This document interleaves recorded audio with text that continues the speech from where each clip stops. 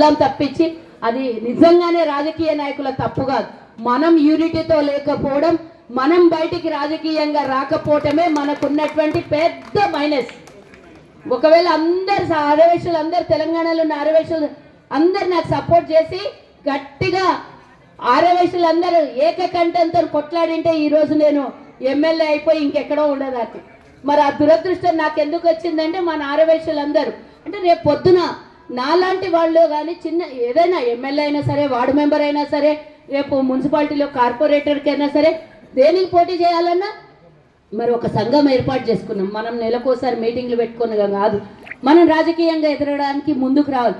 ఎందుకు ఈ మాట అంటున్నా రాజకీయంగా ఎదగాలి అని అంటే ఈరోజు మనకి ఏ సమస్య ఉన్నా మళ్ళీ అదే రాజకీయ నాయకుల దగ్గరికి వెళ్తేనే మన సమస్య పరిష్కారం అవుతుంది. అదే మనోళ్ళు నలుగురు ప్రజాప్రతినిధులు అయ్యి ఉండి రాజకీయంగా గట్టిగా ఉంటే మనం కూడా మన సమస్యని అసెంబ్లీలో పెట్టగలుగుతాం, లేదా మున్సిపాలిటీలో ఏదైనా సమస్యలు ఉన్నా తీర్చుకోగలుగుతాం.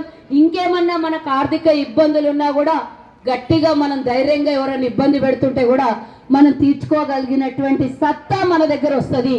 కాబట్టి ధైర్యంగా మన ఆర్యవైశ్యులు మరి జ్యోతి ఉంది, రేపు పొద్దున మేమైతే అడుగుతాం తప్పకుండా ఆమెకి డివిజన్ నుంచి కాంగ్రెస్ పార్టీ నుంచి టికెట్ ఇవ్వమని అయితే మేము అడుగుతాం, బరాబర్ అడుగుతాము. మరి ఆమెకి ఇంట్రెస్ట్ ఉంటే ఉన్నదా లేదా మాకు సంబంధం లేదు, నువ్వు నిలబడాల్సిందే.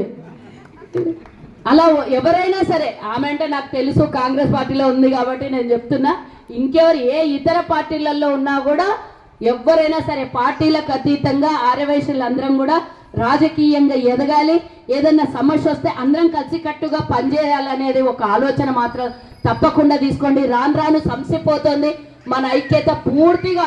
ఎందుకంటే మెయిన్ ఫీజు మంచిగా పనిచేస్తే కింద స్విచ్లన్నీ మంచిగా పనిచేస్తాయి. మన మెయిన్ ఫీజే బాగాలేదు చిత్తల బస్తీల. మన దురదృష్టం అది. 3 సార్లు ఎన్నికలు జరిగినా కూడా ఒక్కరికి టికెట్ ఇప్పించిన పాపానికి పోలేదు. ఎవ్వరికి కూడా నిలబడి మా ఆర్యవైశ్యులకు టికెట్ ఇవ్వకపోతే మేము ఆర్యవైశ్యుల అందరం కూడా ఆ పార్టీని బహిష్కరిస్తాం, మేము ఓట్లు వేయము అని ఒక్క నినాదం తీసుకున్న పాపానికి పోలేదు. కాబట్టి మన దురదృష్టం ఈ విధంగా ఉంది. 11.5 సంవత్సరాల నుంచి ఆర్యవైశ్య మహాసభ తెలంగాణ రాష్ట్రానికి ఎన్నికలు జరగకపోవడం అనేది చాలా దురదృష్టకరం. పోనీ ఆయన 11.5 సంవత్సరాల నుంచి అమరావతి లక్ష్మీనారాయణ ఏమైనా చేసిండు అంటే, పోనీ ఆ చరిత్ర కలిగినటువంటి ఏదో పెద్ద చరిత్ర సృష్టించిండు అంటే ఆయనను మనం మళ్ళీ మళ్ళీ మళ్ళీ మళ్ళీ యునానిమస్ చేసుకొని ఎన్నుకున్నాం. ఈయన తప్ప మాకు మా ఆర్యవైశ్యుల్లో ఎవరికి దిక్కు లేదు, ఈయన ఉంటేనే మేము అందరం ఏమైనా చేయగలుగుతాం, ఈయన మాకు సీఎంతో సమానం అని అంటే మనం అందరం కూడా యాక్సెప్ట్ చేస్తుంటే, కానీ అంత అక్కడ కనబడలేదు. 3 ఎన్నికలు జరిగినాయి ఆయన అధ్యక్షుడైనాక అసెంబ్లీకి. 3 ఎన్నికల్లో అన్నిటికీ నేను ఇప్పుడు వేరే పార్టీ గురించి నిందించాల్సిన అవసరం లేదు, కాంగ్రెస్ పార్టీ గురించే చెప్తున్నా. 3 ఎన్నికల్లో ఆర్యవైశ్యులకి అసెంబ్లీలో ఎమ్మెల్యే టికెట్ రాలేదు అని అంటే ఎవరి వైఫల్యం ఇది? మరి వారి వైఫల్యమే కదా. కొట్లాడి టికెట్ మాకు ఆర్యవైశ్యులకు టికెట్ ఇవ్వకపోతే బహిష్కరిస్తాం పార్టీనో, లేకపోతే ఓటర్లనో మా ఆర్యవైశ్యులందరం ఏకమైతే గట్టి కొట్లాడితే ఏ లీడర్ అన్న భయపడి తప్పకుండా టికెట్ ఇస్తారు. అడగలేం కాబట్టి ఆర్యవైశ్యులకు టికెట్ ఇవ్వకపోయినా మంచోళ్ళు, వాసవి మాతను నవ్వుకున్న వాళ్ళు, అమాయకులు మేమెవరం పోటీ చేసినా కూడా వాళ్ళందరూ వచ్చి మాకే ఓటేస్తారు, వాళ్ళందరూ కలిసి మాకే చందా ఇస్తారని పార్టీలు మనకు దూరం ఉంచినాయి. కాబట్టి ఇదే దూరం పెరుక్కుంటా పోతే రాబోయే కాలంలో మనం ఇంకా రాజకీయానికి దూరం అవుతాం. మనకెవరన్నా సమస్యని తీసుకొని వచ్చి పెడితే చుట్టుపక్కల ఉన్న వాళ్ళు వ్యాపార పరంగా సమస్యల్ని తీసుకొని వచ్చి పెట్టినా మనకేదన్నా ఇబ్బంది అయినా మనం ధైర్యంగా ఉండలేము. రాజకీయంగా గట్టిగా ఎదిగితేనే ఆ రోజు మనకు భవిష్యత్తు ఉంటుంది. ఏదైనా రాజకీయంతో ముడిపడి ఉంటుంది, ఏదైనా ప్రభుత్వంతో ముడిపడి ఉంటుంది, ప్రతి చిన్న విషయం. కాబట్టి మాకెందుకు రాజకీయం, మేము వ్యాపారం చేసుకుంటున్నాం, మేము ఇళ్లలో మా మహిళలు అయితే పూజలు చేసుకుంటున్నాం, ఉద్యోగస్తులు అయితే ఉద్యోగాలు చేసుకుంటున్నాం, అవసరమైతే భర్తలకు వ్యాపారంలో సహకరిస్తున్నాం అనే మాట పక్కన పెట్టి అందరు మహిళలు కూడా ఏకకంఠంతో మా వాళ్ళకి టికెట్లు ఇవ్వాలి. మేము ఎవరైనా డివిజన్లో నామినేటెడ్ పోస్టులు కావాలన్నా మేము అందరం కూడా గట్టిగా ప్రశ్నిస్తాం, అడుగుతాం ప్రభుత్వాన్ని, ఇక్కడ ఇన్ఛార్జీలని అనేది ఒక సంకల్పం తీసుకుంటేనే రేపు పొద్దున రాబోయే కాలంలో భవిష్యత్తు ఉంటుంది అని ఒకసారి నేను గుర్తు చేయదలుచుకున్నాను.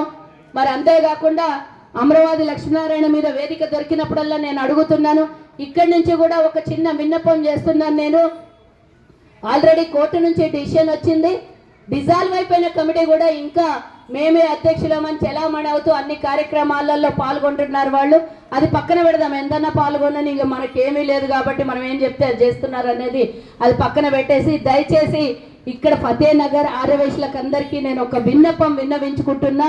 ఇక్కడి నుంచి మనం అందరం బయటకు వచ్చి, ఎందుకులే మన కుల సమస్య ఇది, మనం ఎందుకు బయట వేసుకోవాలి. నేను కూడా అట్లే అనుకున్నా. 2018 నుంచి రిక్వెస్ట్ చేస్తున్నా అమరావతి లక్ష్మీనారాయణకి, సార్ ఎలక్షన్లు పెట్టండి అంటే డిసెంబర్ పోతే మార్చి అంటాడు, మార్చి పోతే సెప్టెంబర్ అంటాడు, సెప్టెంబర్ పోతే మళ్ళీ డిసెంబర్ అంటాడు. ప్రతి సంవత్సరంలో 4 సార్లు ఎలక్షన్ పెడతా అన్నాడు. 11 సంవత్సరాల నుంచి పెట్టలేదు. విసుగొచ్చి ఎవరో ఒకడు ముందుకొస్తే కానీ సమస్య పరిష్కారం రాదు అని నేను ఒక అడుగు ముందుకేసి పోరాటం చేస్తున్నా.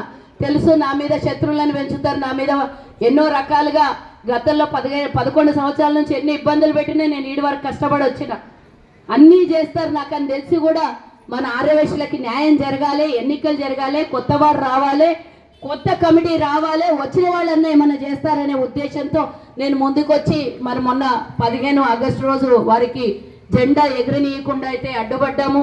రాబోయే కాలంలో మీ అందరి చేతుల్లో ఉంది. దయచేసి ఎవరు ముందుకు రాలేరు. చెప్పాలంటే నాకెందుకులే, ఎందుకు గొడవ పెట్టుకుందాము, ఎందుకు మనం బయటపడదాము అని ఒక ఫీలింగ్ ఉంటుంది. కాబట్టి మీరందరూ కూడా స్వచ్ఛందంగా ఒక కార్డులో ఉత్తరం రాయండి. మహాసభకు ఎన్నికలు జరగాలి. మనకేవి ఆయన మీద ప్రత్యేకంగా ఎవరికి కూడా వ్యక్తిగతంగా ఆయన మీద ద్వేషాలు లేవు.